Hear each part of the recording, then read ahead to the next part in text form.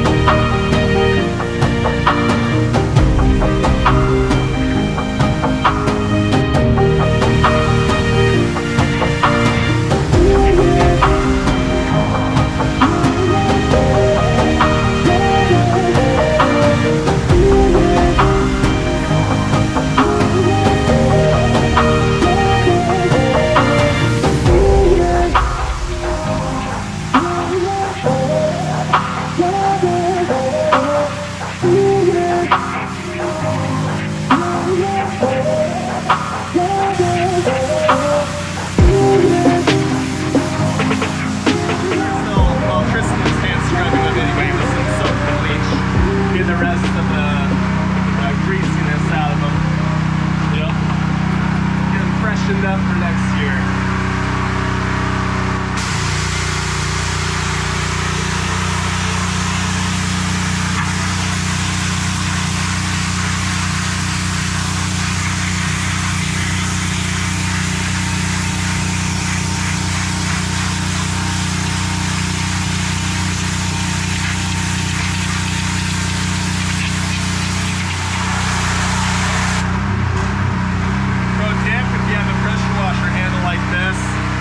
Yourself a zip tie and adjust it for the triggered width of the handle. You can see it like is loose right here, but if you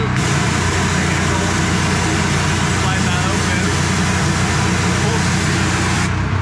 it holds it for you, so you don't have to hold your grip on there the entire time.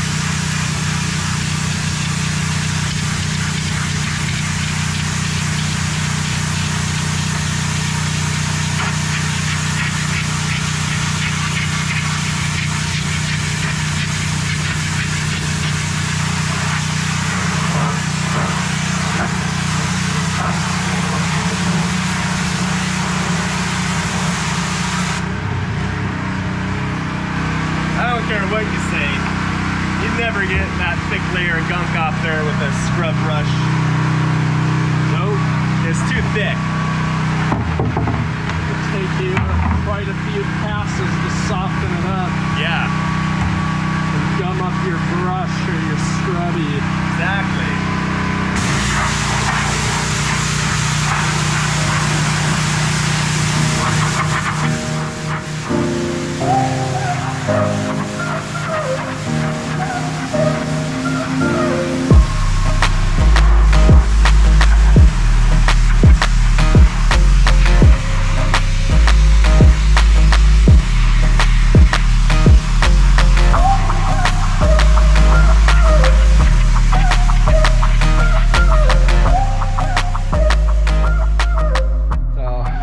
On the emerald isle, starting to get some stuff sorted out for Tanner crab.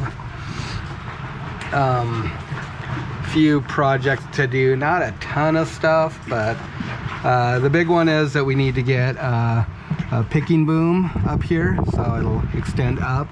The line will come down over here so we can lift our pots on board. See, we got the one on the fishtail, that's the picking boom right there. That of course is the main mast. We don't need that for Tanners, but we do need that. So we got one here on the dock. Got our stavy poles on the dock. Those also need to be put on. I got some bushings made for the ends of those, and those showed up today. So I'm gonna go up and get them from the post office, check them out. And then once I have those, I can measure the distance on them, start making some mounts. In the meantime, we're just down here kind of sorting things out in the fish hold, getting all our bin boards out. We don't need all of these. I'm not sure if we're going to leave any down here for crab fishing or not. Sounds like most guys don't. I gotta see how they're going to work out here. So that's kind of what I'm doing right now.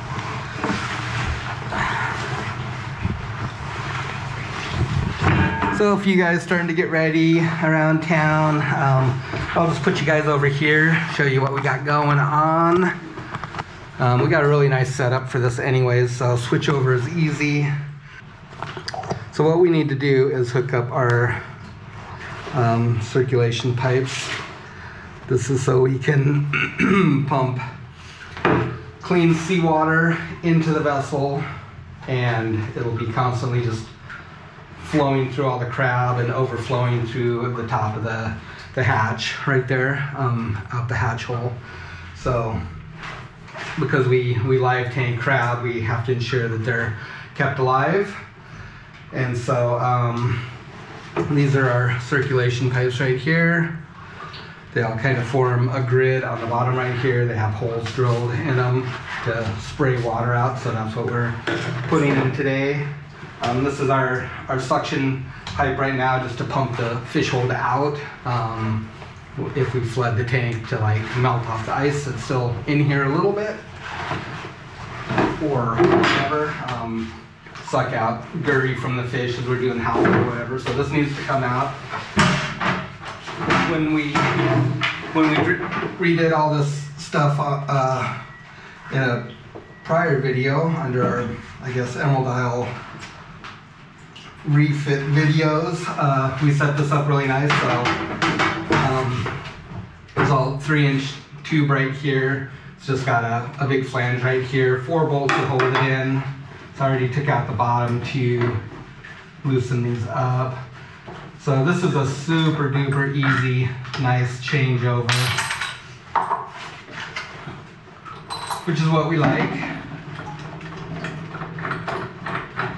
So the way we set this up, instead of having like steel piping coming through here, and you've got this kind of interface here between fiberglass and steel or plastic that will always fail and allow water to go in. This is actually a fiberglass flange right here that we fabricated, and it's glass to a tube that goes inside into another fiberglass part that we fabricated, a fiberglass T that has all our valving on it. And inside here we have blind nuts that are embedded in here, stainless blind nuts. So it's a really nice, easy setup. So this just comes off like that. Here's our flange for crab fishing. The gasket back on there. Slip our bolts in. Looks like these got a lot of never sees on them still, so it's probably good, but I think I'm gonna go get some more and hit them again. Whenever you're dealing with stainless steel like that, you want to keep it well lubricated and keep it from galling, seizing together.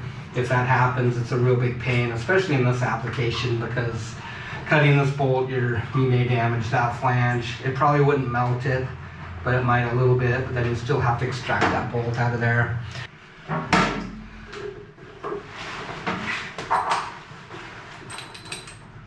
Let's hit these with the fresh coat of Never Seas. They don't go real far into here. It's probably got about a 3/8 inch engagement on the threads. So yeah, super easy setup here.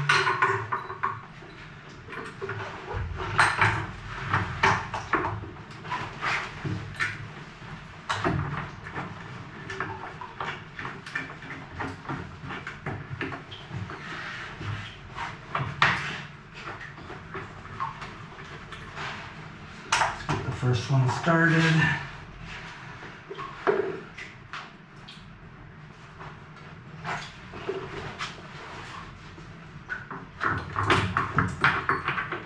And these are all put together right now with glue joints, and then the rest of them are just slip joints, so we can break this all down and transport it easily, not have this like 10-foot long grid, or I guess it's 12 foot in here. 12 foot by about 4 foot. We could just break these down in sections and haul them easily, store them easily. One thing that I do need to do is where these joints meet, I need to drill a hole through there, and I have some bolts that will go with this. Just some, I think they're only quarter inch bolts is plenty. It's not gonna blow apart or anything. It just needs to keep them from, if the crab are sloshing around down here or something, to keep them from pulling the ends apart. You don't want that to happen, because once you get crab in here, it's really hard to get this stuff reassembled. You'd have to pump out and then try and move your crab out of the way and put it back together. So we don't want that to happen.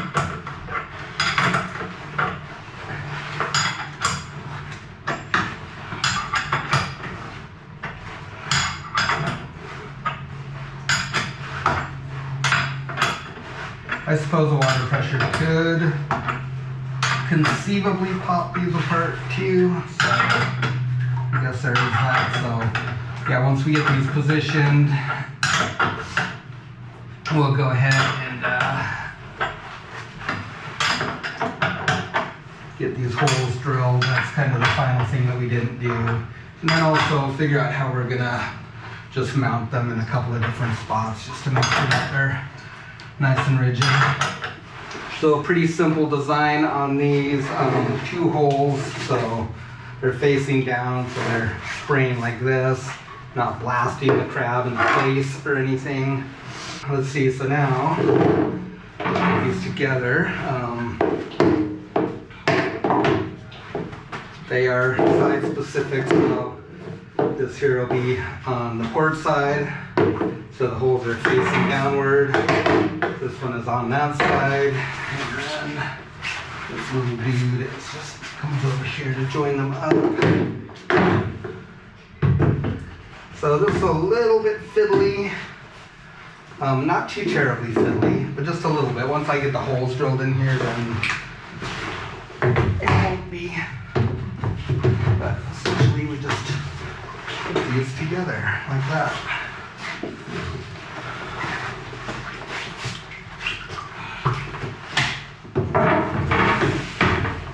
Like that. Now I think that I'm going to have to put a spacer over here on this end to hold these up and off the bottom a little bit, so yeah, we're just kind of getting this worked out right now. This one's a little bit tight right here. I don't think I glued that joint yet right there. Basically this just makes just a grid here. Yeah.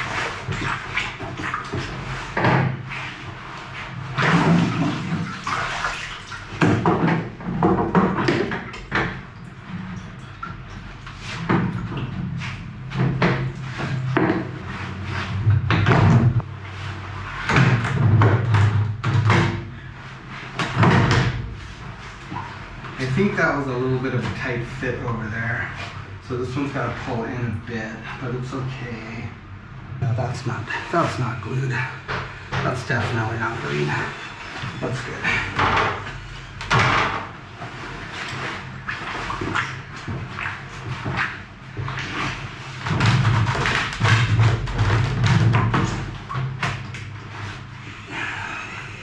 Oh man, I dropped my new hat in the drink. Thanks, Steve, for sending us the cool swag. This beanie's super comfy.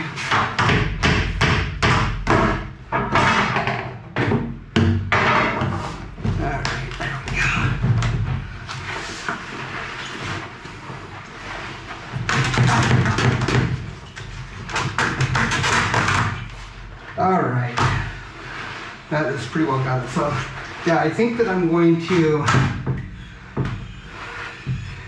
What I think I'm going to do is just make a bracket right here that I can capture the T on each side and just have a simple bolt right there.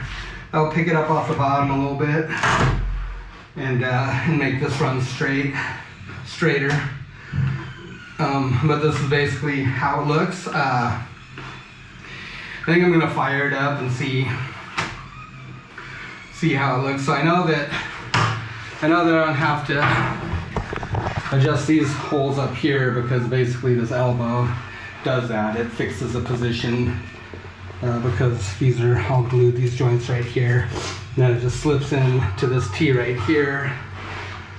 And so those ones are good. These ones, this pipe might need to be twisted a little bit. Those ones, of course, are fine. And these side ones are going to be fine, same thing.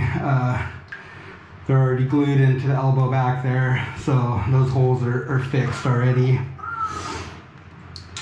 Same thing with this one here. So really the only one that I need to worry about is that one there and this one up here. And once we get it all put together, or I should say, once we fire up right here, which we're about to do, and check it, then we can, we'll drill these holes and bolt them, and then they'll be set permanently at that point. Yeah, so I'll take you guys down the engine room, show you that side of everything. We'll fire up the generator and we'll go ahead and tank down. Just check our flow. Melt off the rest of this ice because I'm too lazy to shovel it out. and then we'll work on getting these holes drilled and some brackets made, and then that'll do it for down there. Okay guys, we're down in the engine room. We'll just show you the other side of the pumping system here, the plumbing. So this is our pump setup. This allows us to put clean seawater into our tanks. It also allows us to remove water from our tanks. So at the heart of all this is our pump. This is a 3-inch pump. It moves about 30,000 gallons of water, about 500 gallons a minute, give or take a little bit. A tremendous amount of water. This is the suction side of it. This is the discharge side of it. So this is where it pulls water in from outside through this 3-inch sea chest. There's a grate on the other side to prevent large items from getting sucked into this and plugging it. On the tank side, this is the suction side for the tanks, and those are controlled by 3-inch butterfly valves through this whole thing. Really nice setup, easy to maintain and work on. If you need to remove one of these, it's just a matter of removing 4 bolts and this just slides right out. The plumbing can stay in place. Pretty important to set things up so you can maintain them and service them if you need to. All told, we have 1, 2, 3, 4, 5, 6 valves here. I still need to put a 2-inch valve and pipe going out to deck, so we have a big, huge, massive 2-inch deck hose, but we'll see if we get to that before we go crab fishing. On the discharge side, it tees right here. One tee goes over here where it tees again. The top one is to put water into the front hold. The bottom one is to put water into the back hold. It's controlled by these valves right here. These valves are positioned so in the 90-degree setting like this, they're closed. That's a really quick, easy visual indicator. That's pretty much how most valves are set up. To direct water into it, you would open it so you can pump water into both of these tanks simultaneously, or just one or the other. To remove water from the tanks, it's the opposite. You open this valve here or this valve down here. Both of these are just barely squeezed in here, and like a really nice compact setup. So you just open this valve to pull water from the front tank, comes down here into the suction side of your crab pump, and then it's discharged through here via this overboard right here. So that just goes right out the side of the boat. So it's really important when you start these systems up that you're not deadheading this pump, and you also have a supply of water to it. So you don't want to run them dry, and you also don't want to deadhead them. That means not have a place for the water to go, because conceivably it could blow this stuff apart, and you're going to have a heck of a problem. So the procedure we always use is, the first thing that we always do is open this overboard valve right here, and then we know that this water has somewhere to go. Regardless of whether we're flooding our tanks or not, this is the first one that's always opened. And then we come down here and we open our suction side down here, and now we know that we have water to our pump. And when we shut down the system, we do the reverse. I should say, so now you're fine to turn on this pump and the water is gonna have a place to go. Shutdown is opposite. You turn off the pump, you close your suction line, and then you close your overboard. And we just do that the same way every single time, regardless of whether we're directing water into a tank or bringing water out of the tank. That's where we start right there. That being said, now, if the pump was running and is pumping water overboard, now we would say if we wanted to flood our tank for whatever reason, whether we have crab in there or whatever, Now you would come over here and you would open up this valve right here, and that's directing water into the front tank. And right now it's probably actually siphoning in there. You can hear it. So that would direct water into the tank, and then for full flow into the tank, you would close your overboard. And now it's diverting all the water into that front hold. You could do the back hold at the same time. You could split water between them. Or if you wanted just one or the other, but not full flow into that tank, you could also open this overboard and direct some of it out. So I'm gonna leave this open because we're gonna fire that up in a minute. I'm gonna close this. And then pumping out, of course, it's the same. You've got your suction line open down here. Then you open up whatever tank you wanna pump out of. You can open it all the way, and then you can restrict some of the flow from here. Usually keep it open a little bit. If there's just a little bit of water left in the fish holder, you're getting down towards the bottom, then we'll restrict the flow on that, and we'll open this one up. What it'll do is it'll still continue to pull from the hold, but once it reaches the bottom and no longer has any water, it'll just pull from outside the boat.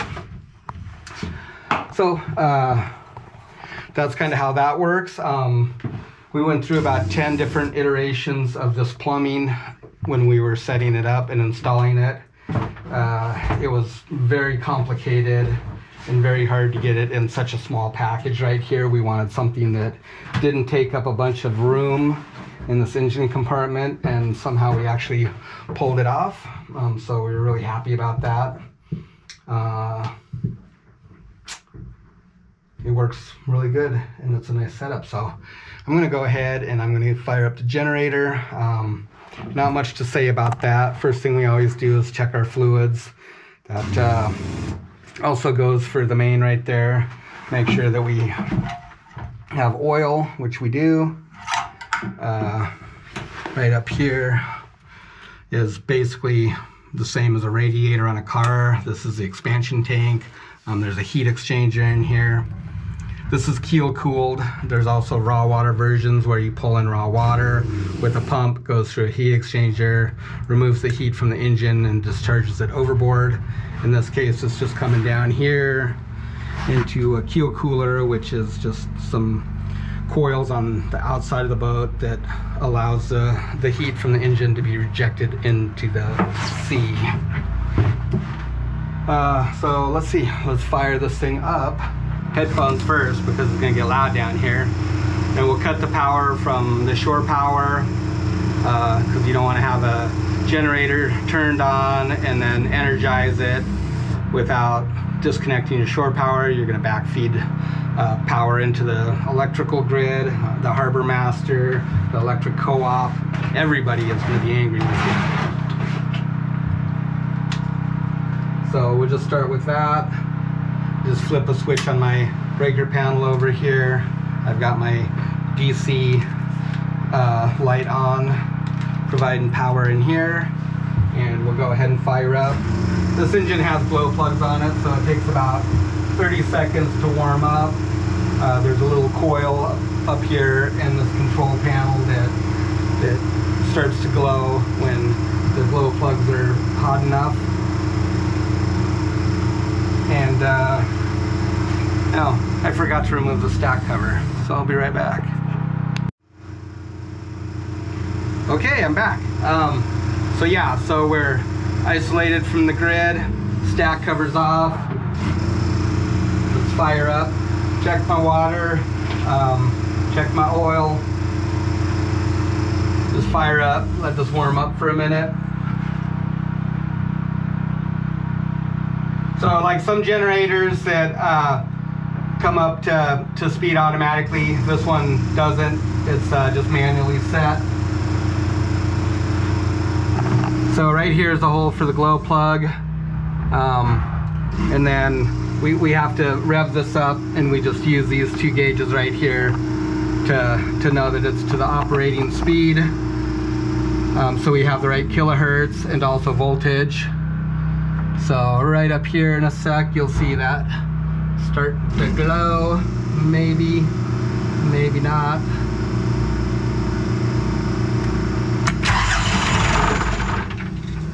I have to hold the switch too.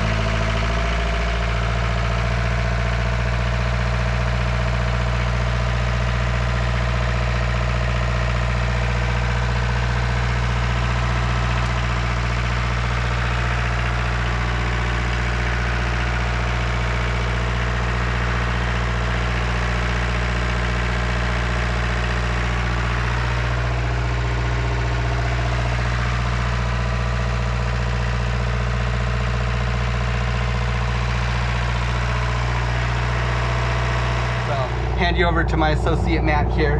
I'll go down and turn this pump on and you guys can see it start filling. We'll check out the flow, make sure our pipes are positioned, and then we'll go ahead and get them drilled and bolted together and figure out how we're gonna just put a couple of mounts in there, I guess. I think right off that center bin board is perfect. The center one's like pretty well positioned just to put a bin board in there and put maybe a bolt in each side. I think what I'm thinking is just going right off the bracket right there and just making a clamp that comes up from the bottom and then with a twist on it and a bolt into the bin board. Yeah. Is what I'm thinking. One on each side, that would be perfect. Probably don't even have to worry about the rest, honestly. Yeah, probably not. I wanted to see how this looks with these bin boards here and whether we're going to lift those up and leave them. These are the bottom ones. Yeah. But I wanted to check that flow. I can even like see before it starts getting too full. We'll see. Outflows pretty far up there by buoy number 27, I think is about where it comes out.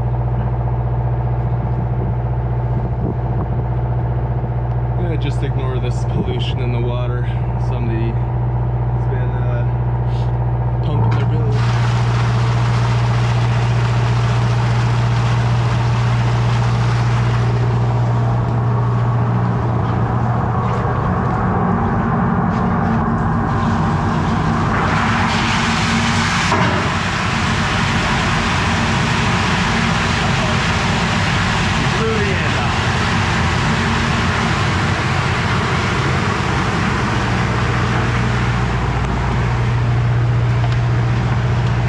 Off the hose. Blew the end off the hose. Yeah. Dang it. Ow.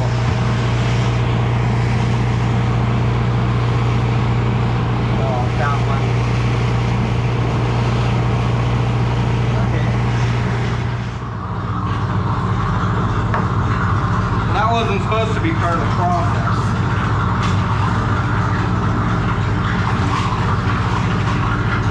Here trying to pump it out down here.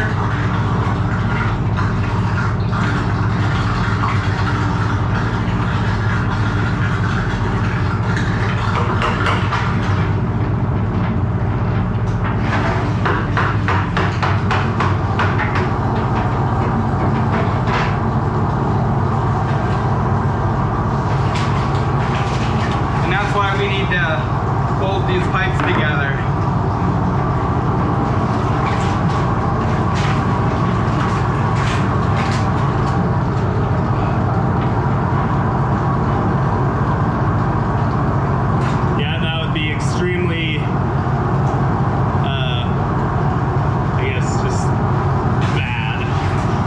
Catastrophic if we had crab on board. Yeah.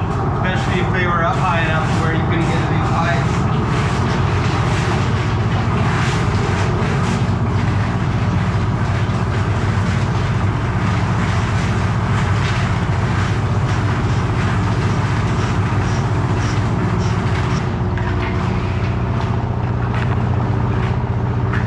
So right now we have our suction line open. So this is just kind of like sucking a little bit. it'll have some supply of water for the pump. Just oscillates a little bit. Doesn't cavitate too bad.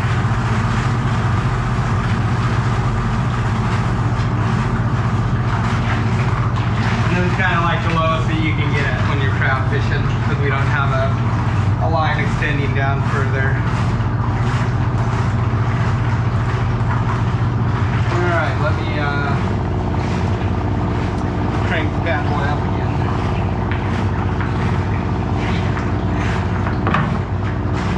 Stand by.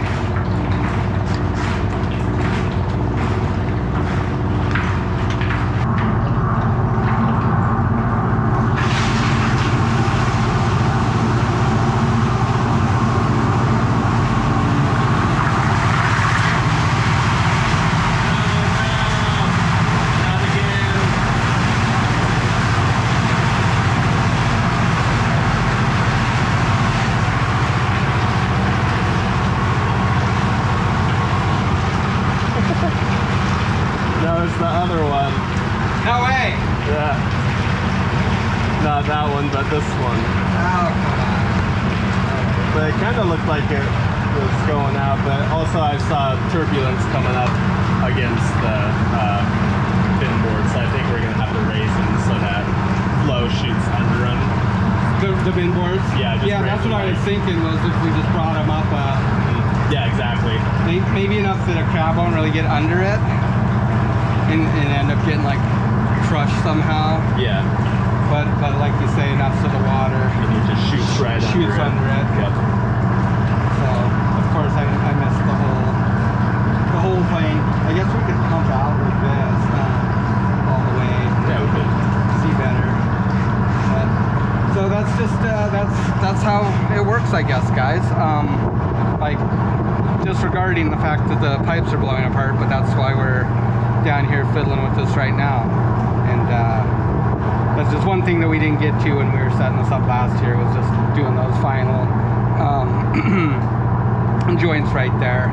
Got some bolts inside, so I think I'm just gonna flood this and melt the rest of this ice out of here, and then we'll pump back down. We'll get these pipes drilled and bolted together, and then we'll figure out what to do with our bin boards. I know a lot of guys don't use them, so we're probably fine without them. Biggest thing is getting these pipes secured in here so they can't move, so they can't get pulled apart, busted loose or something. It fills up pretty quick. It takes about 10 minutes, 12 minutes I guess, to flood this. And about the same to pump back down.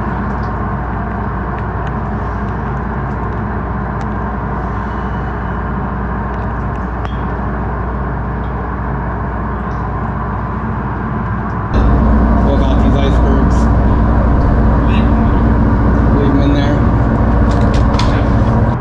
Yeah.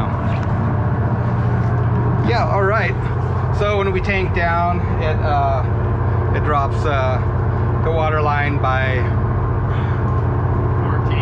14 inches. Something like that. I guess it raised the water line. The boat squats down about 14 inches, somewhere in there. She sits really, really trim. Another thing to keep in mind when you have this kind of setup and you're constantly pushing clean seawater into a vessel, when you're flooding the tank and pumping on it, it's really important that you maintain power. If for some reason your generator goes down, the first thing you want to do is get down to the engine room and close your suction line immediately, and the valve to the tank, because otherwise what's going to happen is that this water is going to siphon down to the level of the ocean, and you're going to have what's called a slack tank. It's probably one of the most dangerous things a vessel can have. If you're in rough weather, as the boat's rolling like this, or if you take a sudden turn, all that water is going to rush to one side of the boat. You're going to list over, you're going to put her on her side, and that's exactly how boats capsize and roll over when they're crab fishing. So That's pretty close to water line right there, so you can see all the empty space that it can move to. It's just like taking a corner in a vehicle. You feel yourself get pulled over to one side. It's the exact same thing. if you had a say a soda pop or something in a clear container, if it's full to the top, that liquid doesn't go anywhere. But if it's half full, you're gonna see it all push over to one side of your container. But now take that 14 feet wide and all this weight in there. It's a setup for disaster. So like I say, that's the first thing when you lose power. That's the first thing that you do is you run down to the engine room, you close the valve to your tank, and you close your suction line. And then you deal with your power problem. That's gotta be like, I mean, probably close to 20,000 pounds of water. So if you take half of that and put it over, that's 10,000 pounds going to one side or the other. Right. Yep. That's a pretty massive shift of weight. Yep. Well, it looks like pretty good flow considering we're not connected at one point.